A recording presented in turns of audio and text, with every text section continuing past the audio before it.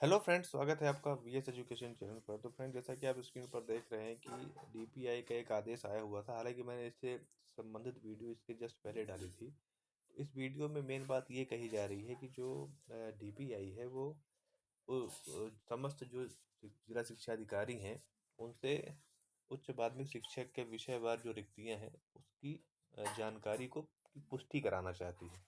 मतलब कहने का ये है कि जानकारी ऑलरेडी उसमें गूगल शीट में डाल दी गई है। जो यहाँ पर आपका गूगल शीट है, उन्होंने एक गूगल शीट को एजुकेशन पोर्टल की साइट पर यहाँ पर अपलोड कर दिया है, ठीक है। और इस गूगल शीट का नाम है यूएमएस वैकेंसी 2024। अब ये चाहते हैं कि इन जो भी उसमें रिक्तियां प्रदर्शित हैं विषयवार, तो वो संबंधित स्कूल के जो प्राचार्य हैं वो उस जानकारी को अपने यहाँ से चेक करें और अगर उसकी पुष्टि करें कि उतनी रिक्तियां हैं कि नहीं है। ठीक है फ्रेंड्स, तो उसको अपडेट करने की जो लास्ट डेट है वो 18 अप्रैल 2024 है, ठीक है। तो ये अपडेट थी। इसमें डाउट ये बन रहा था कि आखिर ये जो पदों की जानकारी मांगी जा रही है उसके पीछे का उद्देश्य क्या है, पर्पस क्या है। तो तीन पर्पस निकल कर आ रहे थे, मैं आपको बताऊं। तो पहला पर्पस तो था कि शायद वो प्रमोशन के लिए निकाले जा रहे हैं पदों की जानकारी। दूसरा उद्देश्य लग रहा था कि जो वर्ग एक की जो 2023 की चयन परीक्षा हुई है जिसकी मेरिट और वेटिंग लिस्ट आई है, तो उस पर अब काउंसलिंग की प्रक्रिया स्टार्ट होगी, तो शायद वो काउंसलिंग के लिए मांग रहे थे। और तीसरा था कि शायद वो पद वृद्धि करना चाहते होंगे तो उसके लिए जानकारी मांग रहे होंगे, ठीक है। तो फ्रेंड्स, मैं आपको इसका प्रमाण पूरा दूंगा, उसके बाद हम लोग इस पर बात करेंगे कि आखिर इसके पीछे क्या है। हालांकि इसका जो मेन पर्पस था, ये जो माने जो जानकारी मांगी गई है, तो पद वृद्धि के चांसेस तो सबसे कम थे, क्योंकि आप सभी को पता है कि अब तक कोई ठोस कदम या भरसक प्रयास परीक्षार्थियों के द्वारा नहीं किया जाएगा तब तक सरकार सुनने वाली है नहीं, है ना। तो पोस्ट पोस्ट इंक्रीज वाला जो फैक्टर है पद वृद्धि, वो तो आप बिल्कुल दूसरे से खारिज कर दीजिए फिलहाल के टाइम पर। अब बात करते हैं काउंसलिंग की। तो काउंसलिंग की भी ये प्रक्रिया के लिए पद नहीं मांगे गए हैं। इसका जो मेन पर्पस है वो आपका है प्रमोशन का। तो आप काउंसलिंग को भी हटा दीजिए। तो मेनली जो बच रहा है ऑप्शन वो आपका प्रमोशन बच रहा है। तो प्रमोशन के लिए ही ये पदों की जानकारी मांगी गई है। मैं उसके संबंध में आपको प्रमाण भी दूंगा, इसी वीडियो में आप बने रहिएगा। तो फ्रेंड, सबसे पहली बात यह है कि आपको मैंने पिछली कई वीडियो में बताया था कि एक ग्रेडेशन लिस्ट करके एक अपडेट जो डीपीआई लगातार विधानसभा चुनाव के पहले से कर रहा है, कि उसमें जिलेवार जो वरिष्ठता होती है उसकी जानकारी के लिए कि भाई कौन, मतलब जिले स्तर पर कौन सा कर्मचारी कितना वरिष्ठ है। तो वो जानकारी लगातार अपडेट हो रही थी, विधानसभा चुनाव से प्रक्रिया चल रही थी। और विधानसभा चुनाव के जस्ट पहले तक काउंसलिंग मतलब हो गई थी, चॉइस फिलिंग करा ली गई थी, मतलब जो कर्मचारी थे उनके द्वारा।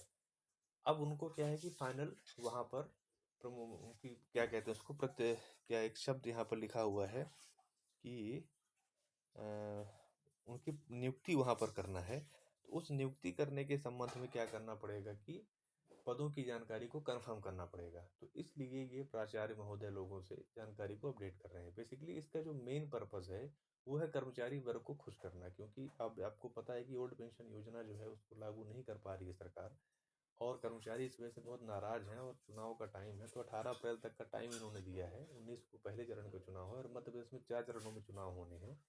और डीए उन्होंने 4% अभी दे दिया है। तो वो चाहते हैं कि कर्मचारी थोड़ा सा खुश हो जाए प्रमोशन की न्यूज़ सुन के और उनको वोट मिल जाए। तो मेन उसके पीछे का पर्पज़ यही है। अब फ्रेंड्स, मैं इसका प्रमाण आपको दिखाता हूँ कि इसके पीछे क्या मतलब वो अ, मुझे क्यों ऐसा लगता है कि ऐसा होगा। हालांकि जो गूगल शीट है वो मुझे अवेलेबल नहीं हो पाई, क्योंकि ये गोपनीय दस्तावेज होता है, ये डीओ साहब के आईडी पासवर्ड से ही ओपन होगा। लेकिन मैं एजुकेशन पोर्टल में जब ओपन किया तो मुझे उसकी एक स्क्रीनशॉट आपको मैं यहाँ पे दिखा रहा हूँ। उसमें आप ध्यान से देखिए कि यहाँ पर एक अपडेट डली हुई है।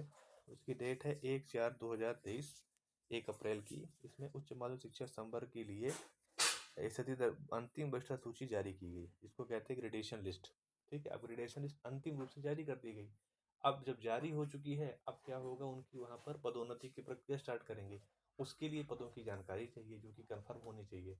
तो वही अपडेट यहाँ पर निकल कर आ रही है। उसके अलावा मैं आपको बताऊं तो कुछ पिछली वीडियो में कमेंट्स भी आए जिसमें परीक्षार्थियों ने ये बात पूछी कि आखिर जो पद है वो, मतलब कुछ लोगों को वो शायद सीट अवेलेबल हो गई होगी, तो उसमें कमेंट कर रहे हैं जैसे पॉलिटिकल साइंस में इतने ज़्यादा पद कैसे आ रहे हैं। जो एचक्यूआर भर्ती के पद थे वो तो इतने थे, जैसा कि मैं आपको यहाँ पर बताऊँ तो आपकी हिंदी में 509 पद हो गए, इंग्लिश में 763 हो गए, संस्कृत में 508 हो गए, उर्दू में 42 हो गए, मैथ्स में 1362 हो गए, फिजिक्स में 777 हो गए। बायोलॉजी में 755 हो गए, केमिस्ट्री में 781 हो गए, होम साइंस में 28 हो गए, कॉमर्स में 514 हो गए, हिस्ट्री में 304 हो गए, ज्योग्राफी में 149 हो गए, पॉलिटिकल साइंस में 284 हो गए, इकोनॉमिक्स में 287 हो गए, एग्रीकल्चर में 569 और सोशियोलॉजी में 88, टोटल 8720 पद हो गए। इसमें बैकलॉग और फिर दोनों को इंक्लूड किया गया है। तो वो कमेंट ये आ रहा था कि मतलब पॉलिटिकल साइंस में, जैसे मान लीजिए पॉलिटिकल साइंस की हम बात करें तो 284 पद है, लेकिन जब उसको काउंट किया गया तो वो 284 से बहुत ज़्यादा, लगभग 25 तो पद आ रहे थे। तो ये आप जाहिर सी बात है, आप इसको समझ सकते हैं कि ये पद आपके काउंसलिंग के पद नहीं है, वो प्रमोशन के आए हुए पद हैं। मैंने आपको पिछली कई वीडियो में आपको मैंने बताया भी है कि जो गजट नोटिफिकेशन आया था उसमें टोटल 35,000 पद आपको दिखाए जा रहे थे, जिसमें से 50% आपका प्रमोशन से भरा जाना है और उसके हिसाब से लगभग 17,000 पद यहाँ पर प्रमोशन के लिए बनते हैं। तो वो 17,000 पद जो है, तो उस पर इतनी इतनी भर्तियाँ आपकी हो रही है। तो एक इस चीज़ को आप पॉजिटिव सेंस में भी ले सकते हैं कि एक बार जब प्रमोशन की प्रक्रिया कंप्लीट हो जाएगी, उसके बाद क्या होगी, विभाग फिर से अपडेट मांगेगा। क्योंकि देखिए, विभाग का काम थोड़ा सा धीमा चलता है, लेकिन बहुत ही तगड़ा और पुख्ता काम चलता है, ठीक है। तो पहले वो क्या करेंगे कि प्रमोशन कर देंगे। प्रमोशन के बाद जैसे गजट में तो 17,000 पद फिर भी दिखा रहे हैं कि प्रमोशन के बाद जो फ्रेश भर्ती की वो बचे हुए हैं। अगर सकारात्मक और तगड़ा प्रयास परीक्षार्थियों के द्वारा लगातार किया गया, तो आप ये मान के चलो कि उसके बाद ये पदों की जानकारी फिर से मांगेंगे। हो सकता है कि फर्स्ट काउंसलिंग में जानकारी न मांगे, लेकिन सेकंड काउंसलिंग में जानकारी आपसे मांगेंगे, और मतलब विभाग से मांगेंगे, स्कूल प्राचार्यों से मांगेंगे, और फिर आपके पद वृद्धि वहाँ पर हो सकती है। लेकिन हाँ, अभी के लिए जो ये अपडेट आई है वो सिर्फ प्रमोशन के लिए आई है, ये मैं आपको क्लियर करना चाहता हूँ। तो इस चीज़ को लेकर आप बिल्कुल भी पैनिक ना होइए।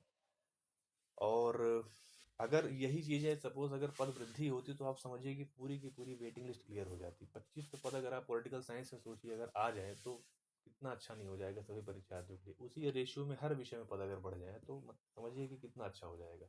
लेकिन हाँ, ये है कि अगर आप प्रयास करेंगे तो ऐसी चीज़ें भी आपको देखने को भविष्य में मिल सकती हैं। तो ठीक है फ्रेंड्स, ये एक अपडेट थी। और अगर आपको मेरा वीडियो अच्छा लगा हो तो प्लीज़ आप उसे लाइक कीजिए, अपने फ्रेंड सर्कल में शेयर कीजिए, और चैनल पर अगर पहली बार आ रहे हैं तो चैनल को सब्सक्राइब कर लीजिए। Thank you.